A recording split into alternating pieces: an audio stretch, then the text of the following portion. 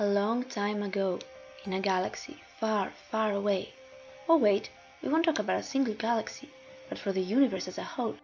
In fact, this excessively large universe, as it is today, used to be quite small and consequently infinitely dense and hot. In the beginning, there was a big bang, and since then the universe is expanding. When I say the universe, I don't mean matter, but space itself.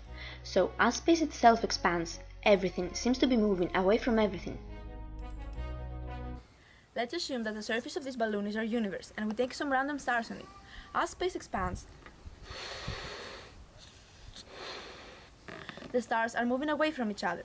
Technically, the stars have not moved at all, instead the balloon has just expanded. Initially, scientists predicted that the expansion would slow down and possibly stop because of gravity acting like a brake.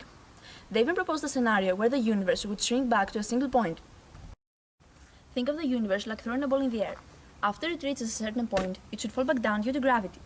However, astronomers observed that a certain type of supernova always appears more red than expected, and this actually proves that space is expanding in an accelerating rate. Suppose purple light coming out of a bright star. If this star is moving, the wavefronts are compressed in front of the star and spread apart behind it. This way, the wavelength of the light behind the star becomes longer, that is, a color shifted to the red. As light coming from all stars around us is more to the red than expected, we can only conclude that the universe is expanding. So, universe behaves like a strange ball, which when thrown up, instead of coming back down, it moves faster and faster up in the sky. This is where theoretical physics kicks in and assumes existence of a mysterious hidden pressure called, guess what, dark energy, that pushes the universe to expand. Dark energy is associated with the vacuum and is distributed evenly throughout the universe, both in space and in time. Consequently, its effect does not get weaker as space expands. Even though it's an extremely dark part of physics, the existence of dark energy has been confirmed. We now know that it accounts for the 68% of the universe's mass energy, while the ordinary mass is just 5%. And what is the rest 27%? Well, for years now, scientists have been observing galaxies in clusters, where they rotate around one another due to gravity. It turns out that their luminous mass is much less than the mass derived from the velocities of orbiting, which means that what we see is not what we get. These observations resulted in the assumption that another type of matter exists.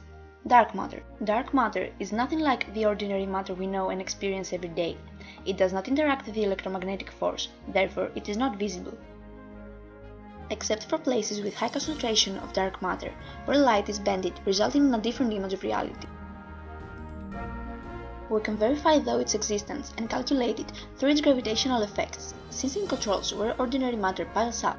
Dark matter is actually the reason that stars are kept together in structures as galaxies, and they're not scattered around.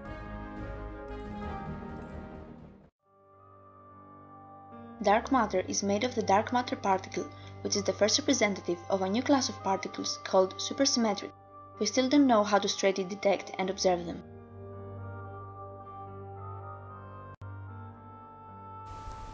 In the end, we realize we still know quite a few things about such an important part of our world. I hope one day I'll manage to help shed the light to all those dark corners of physics.